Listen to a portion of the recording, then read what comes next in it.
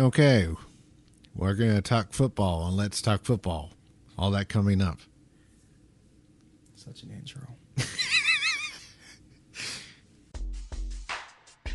Let's talk football.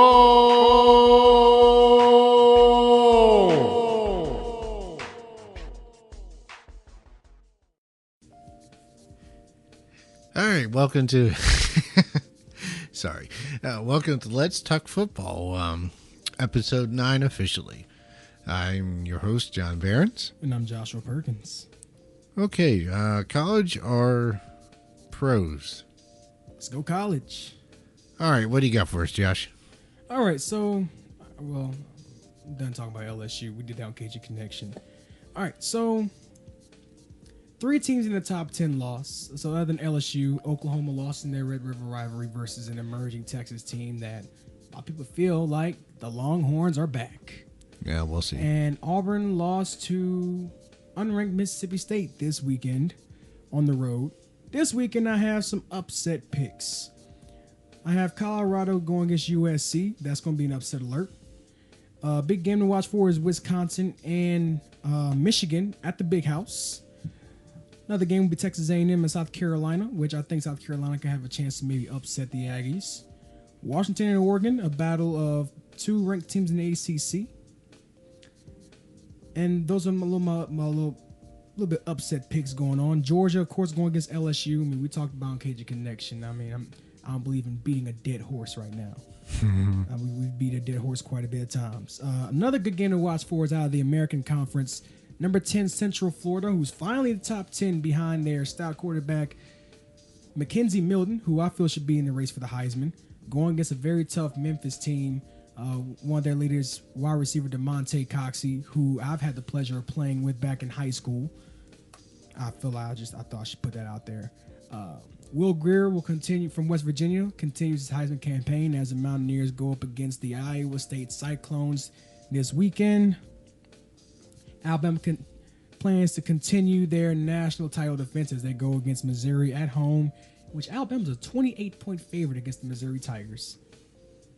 Nice. So you talked about some teams losing this past week, and it was more than just that. We actually had a few lose, and a handful of others come close to losing. Like Utah. Yeah, Utah destroying Stanford. Kentucky went down, got their first loss against Texas A&M. But to Wildcats fans, relax. Of course, a team like Kentucky, they get into success, but a lot of teams, they get hit in the mouth. Mm-hmm. So I would say relax. Texas A&M is in the SEC West, so it really doesn't affect Kentucky's chances as far as competing in the SEC East. But Kentucky will have to win out, including beating Georgia. Iowa State showing a little bit of promise. They knocked off number 25 Ohio State, in which a team who I've given up on. Michigan State losing to Northwestern, who came close to beating Michigan last weekend. Yeah, Northwestern looks pretty good right now, and it is a bit surprised to see that they're just 2-3. The Big 12 is pretty tough. You got Texas, you got TCU, you got Oklahoma, West Virginia. In Texas is in the top 10. Texas, that's their third upset victory. Time out. We're talking about Northwestern. That's Big Ten. They 2-3 in the Big Ten, but will this help them win the Big Ten? Absolutely not. I'm just playing. Yeah. But Northwestern, you're looking at a team they fought with pretty much Michigan last week and had a 17-0 lead until Michigan had came back behind their run game. And just Northwestern, they're showing some promise, but they had a hard time finishing. They were able to finish off Michigan State this past weekend. And I think this is a team that Northwestern can possibly be a Big Ten spoiler this season for some teams. Yeah, I could buy that. What do you think about Colorado doing well? 5-0. I never thought I'd say Colorado's in the top 25. No, it's been a while since they've been ranked. Honestly, in my opinion, Colorado pretty much, in my book, not only with them, being, in the Pac-12, they also took Arizona's, what I feel would be Arizona's spot, because I thought Arizona would be off to this type of start behind Khalil Tate. Khalil Tate was a bona fide Heisman candidate going into the season, and behind Kevin Sumlin, Arizona just haven't showed me anything. Look at Colorado. I mean, Colorado, they've been on point. What happened to Colorado? They used to be a solid team in the 90s and early 2000s and then just fell off. I don't know. I think they fell into the twilight zone, and now they just now coming back. Because, back in, let's see, 2001, it's like they got back in the BCS, early days of the BCS, that fun system. That was fun. They got passed up for the national title against Miami in favor of Nebraska. Well, obviously Nebraska went on and got destroyed by Miami, and Colorado went on to win their bowl game. I mean, Colorado. I mean, I feel that Colorado, after years, they finally found their footing, and this is a team that can definitely compete in the Pac-12, and this is a team that's getting well overlooked by a lot of critics, by a lot of analysts. This is a team that could probably end up in the New Year's Six Bowl if they keep playing the way they're playing. Yeah, playoffs seems a bit far-fetched. Yeah, it's far-fetched, but I'm talking about like a New Year's Six Bowl. They're 5-0 overall, 2-0 in the Pac-12. It's a little tougher. I mean, so this is a tough card. I mean, they got a tough test going against USC this weekend. USC, they're 3-2, and it's just after they're losing Ronald Jones at running back and Sam Darnold, I just feel that USC kind of like, they feel like they got to rebuild. Yeah. So one of the questions I asked on Twitter was, if enough teams lose, does UCF get serious consideration? I feel they should. I mean, of course, common sense. Teams in front of UCF lose, UCF should bump up. I mean, of course, if they win, of course. Well, yeah. But, I mean, UCF, we're talking about a team who hasn't lost since the season before last. And let's see. They were ranked 12th last week. They were ranked 10th. I think 10 or 9. I think it depends on who we're talking. I like to go with the Coaches Poll. I feel like they have a better grasp of how good a team is than UCF is ranked 10th in the AP Top 25, and they're ranked 9th in the Coaches Poll. Yeah, I put more behind the Coaches Poll.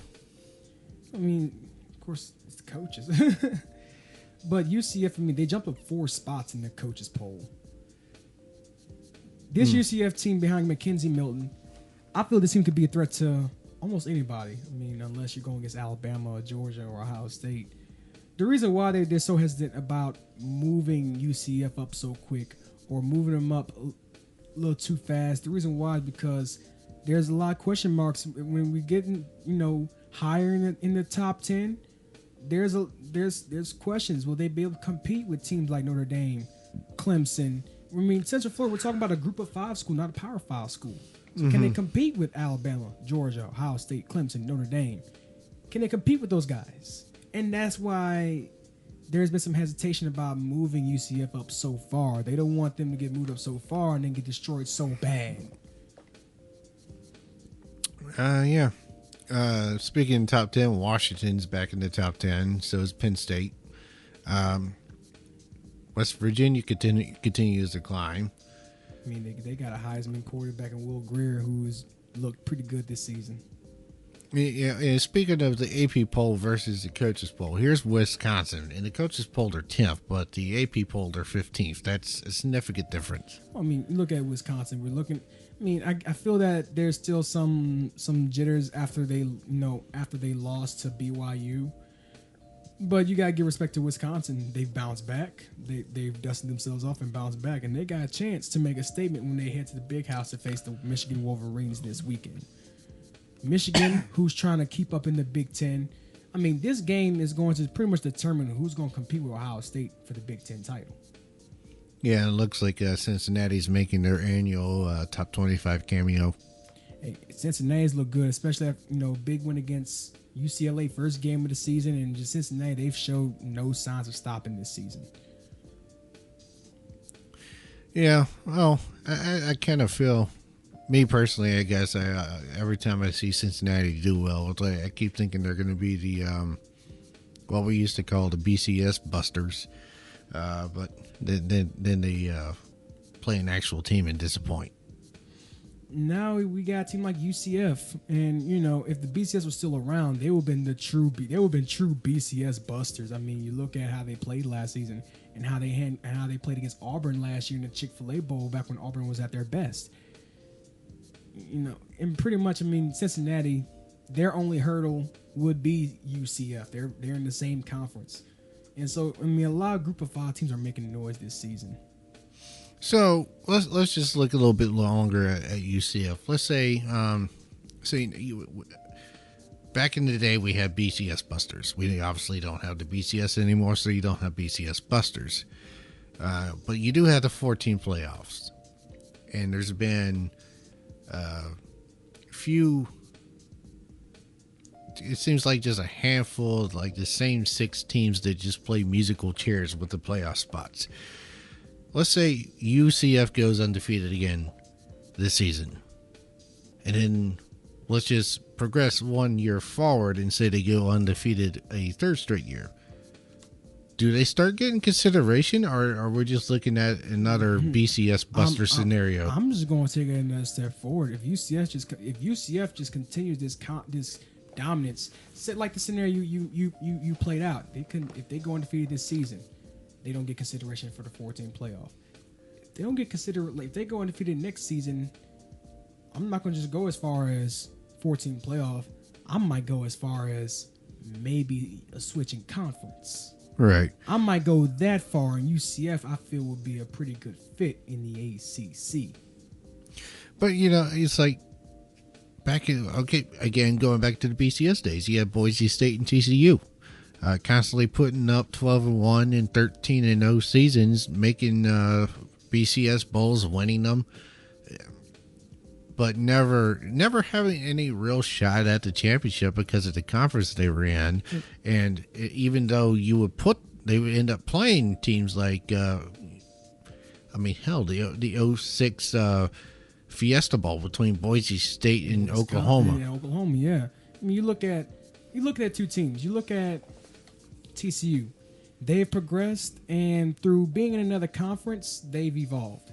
Being in the Big 12, Boise State, they're still in their little rabbit hole out there in the Mountain West. Well, yeah. Well, Chris Peterson actually moved on to Washington, and so they don't have their big time coach anymore. And and now you look at Chris Peterson. He's in the Pac-12, coaching a conference contender in Washington. Mm-hmm. Right now, Washington 5-1, control their destiny in Pac-12. They're riding high right now. Boise State, they have not stepped out the comfort zone since their win against Oklahoma in the 2006 Fiesta Bowl. Well, they did switch conferences. They just went to the wrong conference. They went from the Mountain West Conference to the West Coast Conference. There's a West Coast Conference. Or not West. No, they have to be Mountain West, huh? WAC. The WAC, yes. They moved to the Western Athletic Conference, but you're still Group of 5. I mean, look at Boise State. I mean, Boise State is still, a team that can compete.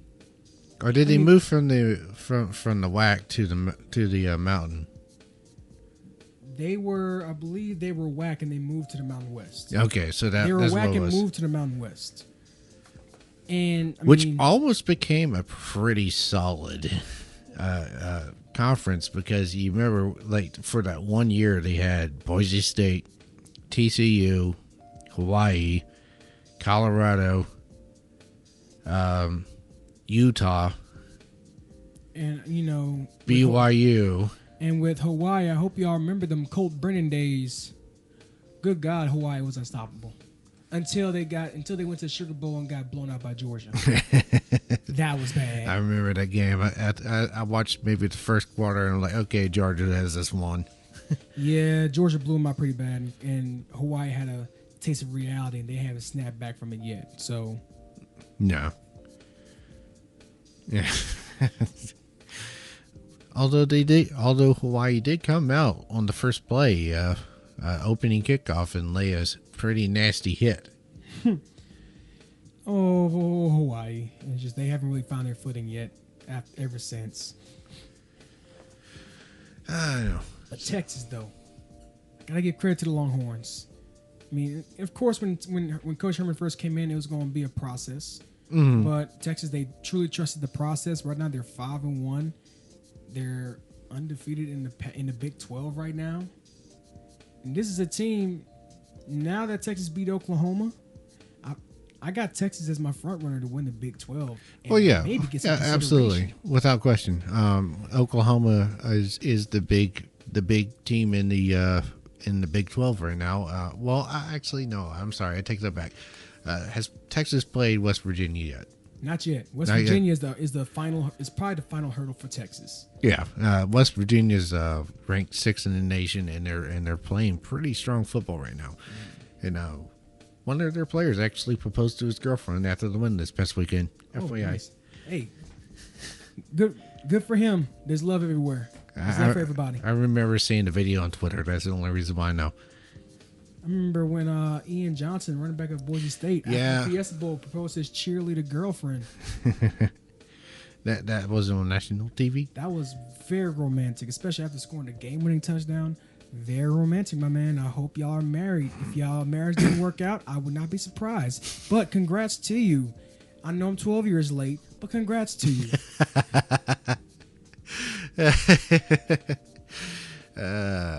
Yeah. Okay, NFL. Let's go NFL. You do know, or not know, of course you know. You do realize that Cleveland is just a handful of plays going a different way from being 5-0. Yeah. I mean, you look at it. Been a crazy year. Had Zane Gonzalez not missed that field goal, they would have won that game. Had Zane Gonzalez did not miss all those field goals against New Orleans, they would have won that game. Had they not goofed off against Oakland, they would have won that game. Yeah, that late fourth quarter and overtime collapse. And, of course they beat the New York Jets, and then they knock off the Baltimore Ravens.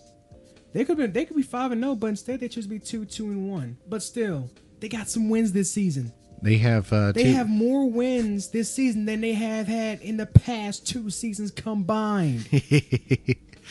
I was just saying they actually have 2 wins for the first time in 3 years. And Baker Mayfield is out there doing his thing. I mean, 25-43, 342 yards, a touchdown, and a pick. But still, Baker Mayfield's starting to come to his own. Yeah. So, are the Bengals for real? They're looking pretty good. 4-0. 4-1? 4-1, excuse me. Yeah, 4-1. And come from behind late. Last second win against Atlanta last week.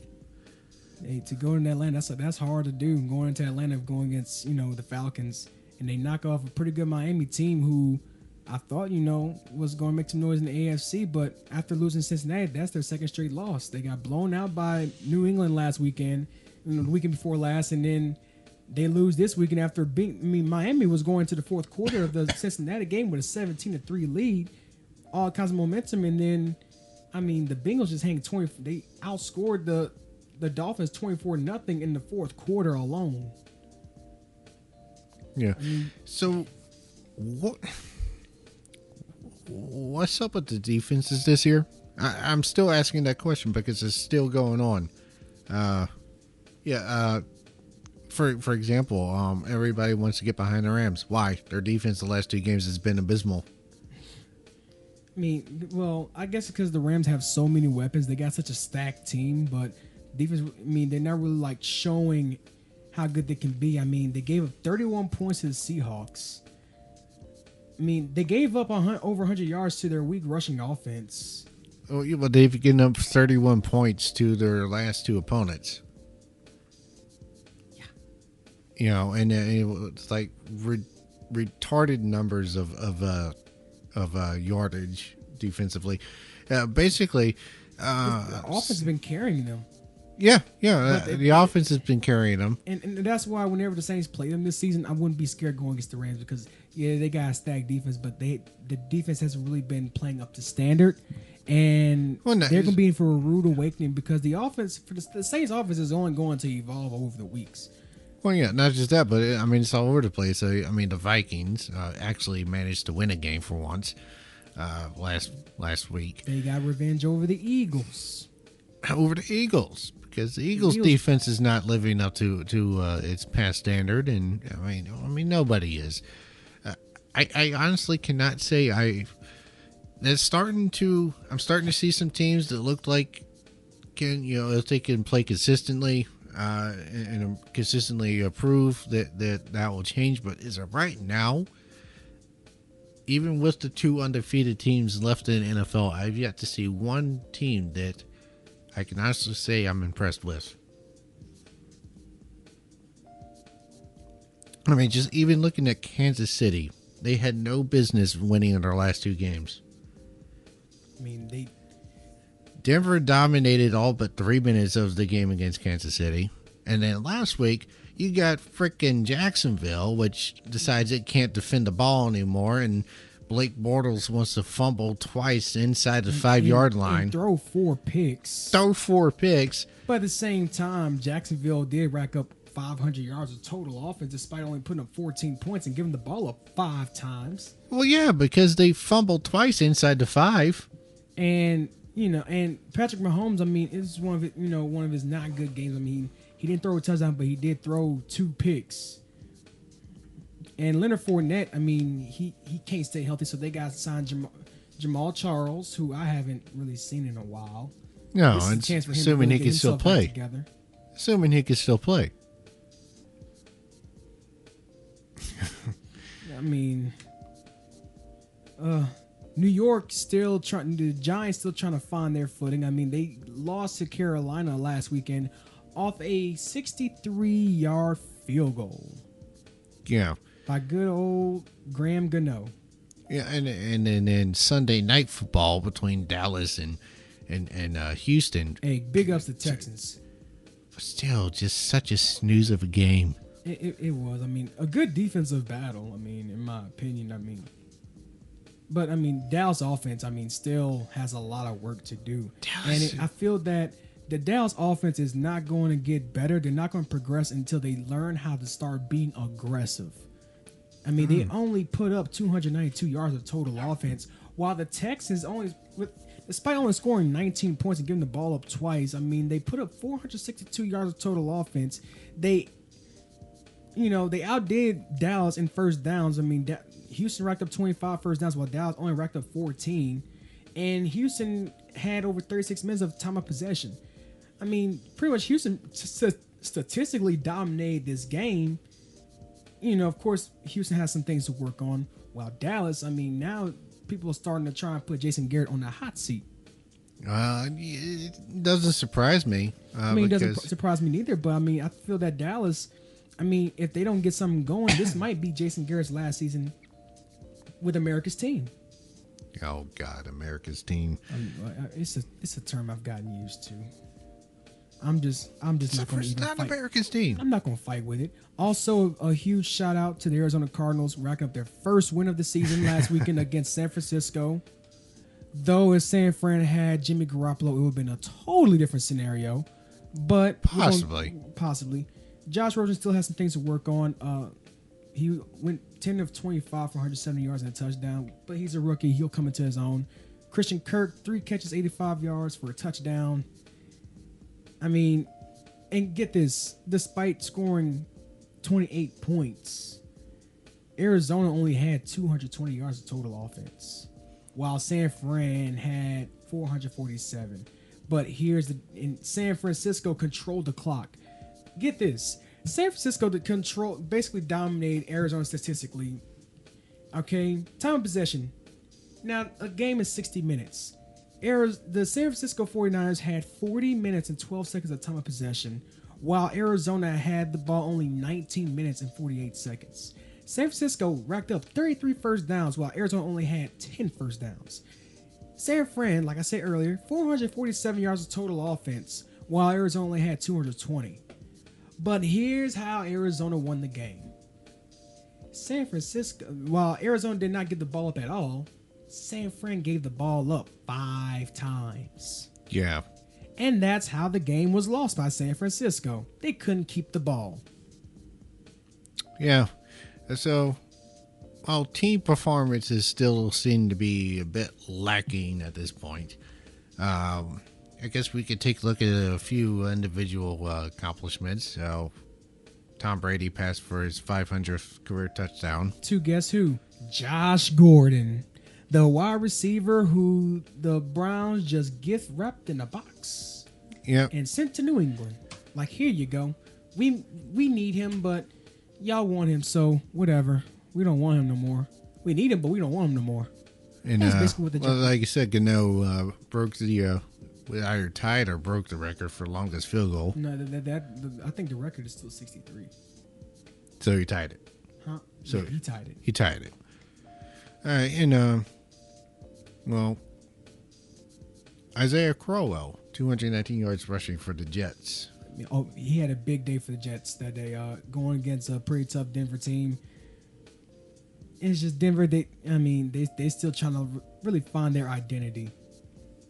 Per se, You could say. I think most teams right now are still trying to find their identity. I mean, Case Keenum he's playing some pretty good football right now for the Broncos. I mean, he had 377 yards, 2 TDs, and a pick. Just, I mean, Denver's still trying to really kind of find themselves. It's just they're trying to rebuild. Yeah, and then you got a couple teams with like a multiple personality disorder, like Buffalo Bills taking down the Titans 13-12. So one week they get blown out, one week they blow someone out, and another week they win a nail biter. In Green Bay, they shut out the Buffalo Bills 22-0. Previous game, and then they lose to the Detroit Lions last weekend. Yeah, I mean, this season to me just makes absolutely no sense. It's just, I mean, but I feel that the Lions went against the Packers is something that they needed for a long time. Ever since that Aaron Rodgers Hail Mary, it's just Detroit just hasn't really been the same. In Detroit, they got a victory against the Green Bay Packers. It's something that they've been wanting for a long time, and they got it. Right.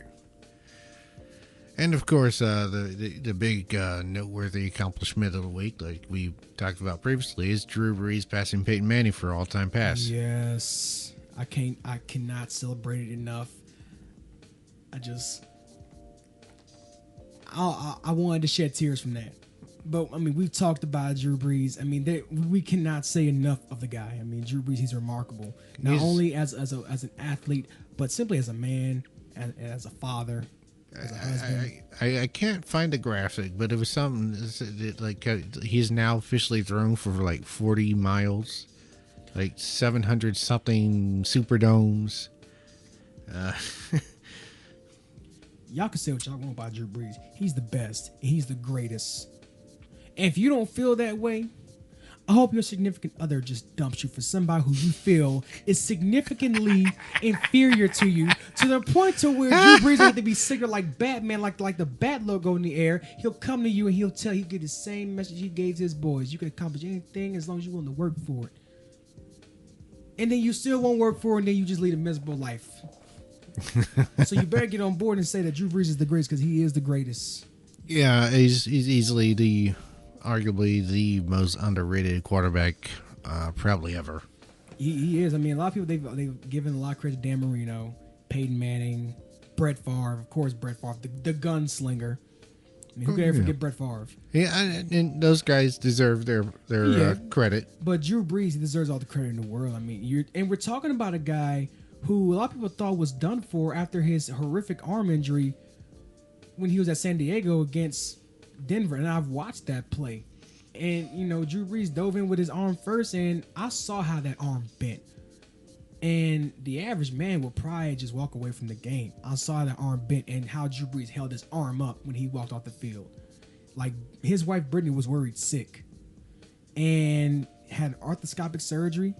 Mm-hmm. And next season, he was back and led the Saints to the NFC Championship game for the first time in franchise history. A few years later, he gives them their first world championship. Drew Brees pretty much, he had a hand in resurrecting that city. And not enough, and just if you don't give him credit for the stats he's put up and for his accomplishments on the field, you got to give him his props to his accomplishments off the field.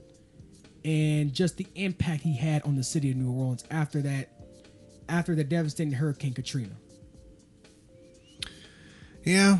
All right. So that's another week behind us. We're now 5 weeks into the season. Well, obviously, next week is week 6. Unless week 7 somehow just squeaks in there somehow. Got a couple big matchups coming up. I'm loving that Chiefs Patriots matchup though. That matchup looks delicious. As much as I don't like the Patriots, I'll openly admit that I don't like the Patriots. I don't like them either. Even though this is supposed to be a quote unquote non-biased program, I don't feel like there are too many New England fans outside of New England, or at least that just seems to be the trend. But I don't know. Patriots look like they're starting to find their footing this season. Find their footing. The usual slow start by the Patriots. I mean, 2 straight victories. Well, they got Julian Edelman back. They got Josh Gordon going now. Yeah, exactly. So Edelman is back, and they added Gordon. And also Sonny Michel, their draft pick out of Georgia, he's starting to come into his own. So it's like now this Patriots team is coming together. It's like now they've calmed down, and now I think they've weathered that initial storm of the season. Rams and Chiefs, only 2 undefeated teams. Might go down to 1 after this weekend. I mean, we're gonna see how good Patrick Mahomes really is. Oh well, the Rams are gonna lose eventually too. With the way their defense has been playing, that loss is coming. I mean, don't be surprised if it comes this weekend against the Broncos. I mean, Broncos got a pretty good offense led by Case Keenum. Also, Case Keenum used to play for the Rams.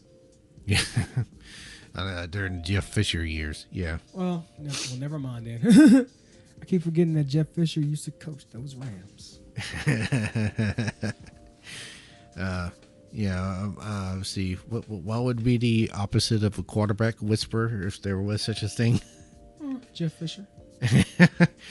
I know, but who would be the opposite? Or what would be the opposite of a pretty amazing head coach? I'm talking about like guys like Bill Belichick or Dick Vermeil or Sean Payton. Well, let's give credit to Fisher where credit is due. He was a good defensive coach.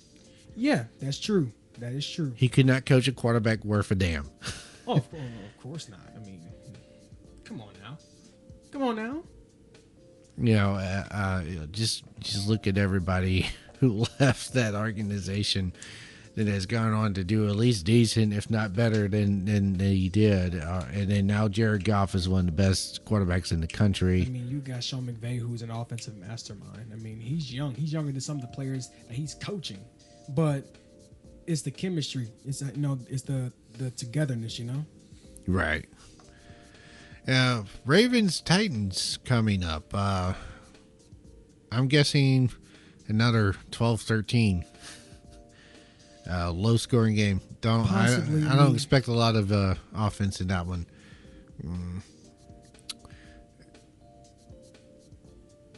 I think the Bears are pretty much going to destroy the Dolphins. Most likely. I mean, the Bears, that's a team that's they progressed quite a bit. I mean, with Mitchell Trubisky, you look at the defense. Good God, their defense. But here's the thing. I actually find myself wanting to watch the Browns now. Me too. I mean, I'm definitely going to be watching them this weekend. While the Chargers are obviously a good team, Browns are also pretty decent. Not too bad.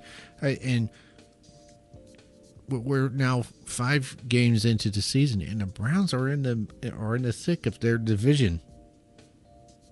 They're not out of it.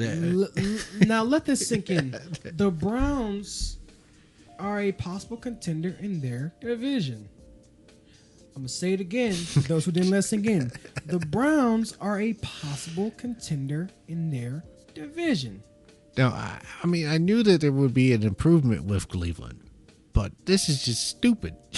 This does We're not talking about the same division as Pittsburgh, as Baltimore, as Cincinnati. Now I think about it. Granted, Cincinnati is 4-1 though. Yeah. Amazingly so. Let this sink in. The Bengals are at the top of their division. I'm going to say it again for those who probably did not catch that. The Bengals are at the top of their division. That's the AFC North. Mm-hmm. They are at the top of the AFC North. So the Bengals lead the AFC North, and the Browns are just 2 games back. Let this L sink in. The Steelers are tied with the Browns in the AFC North. I'm going to say it again if you didn't catch it. The Steelers are tied with the Browns in the AFC North. Yeah. So, I mean, we've had the season so far that opened up with Fitz magic. Now that, of course, that's got poof. But Houdini. The Browns are they have 2 wins for the first time in 3 years at least. The Browns are in competition for the AFC North. Defense is not an option for most teams. Yeah. It does look like, I don't want to jinx it, but the Saints defense looks like it's starting to find itself, maybe, kind of, sort of. Maybe, but there's still a lot of football to be played. A lot of football left to be played. I don't want to jump in the gun. I mean, this is probably one of the most unnormal,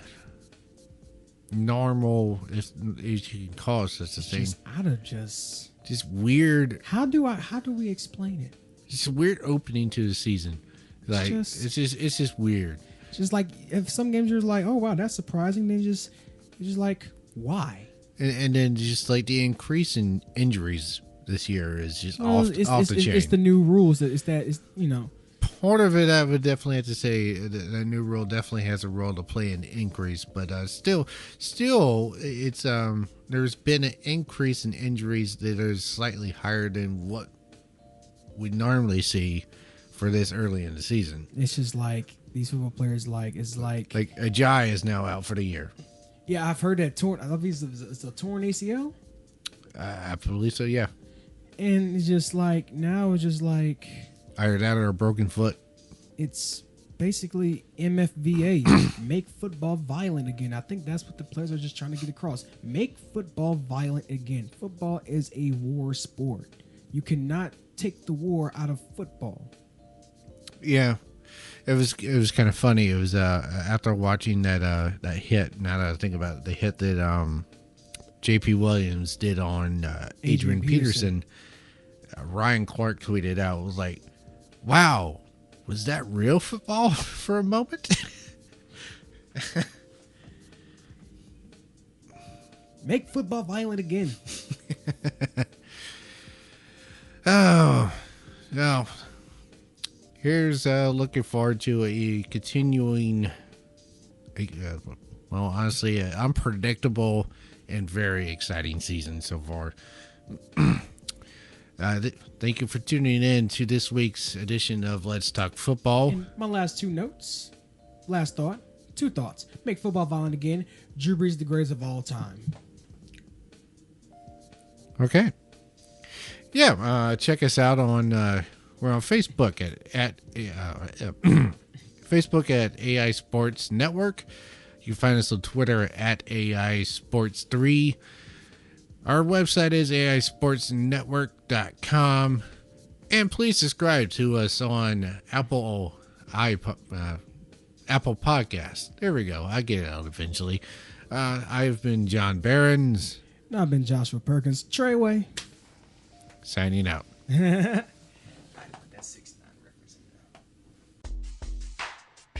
Let's talk football.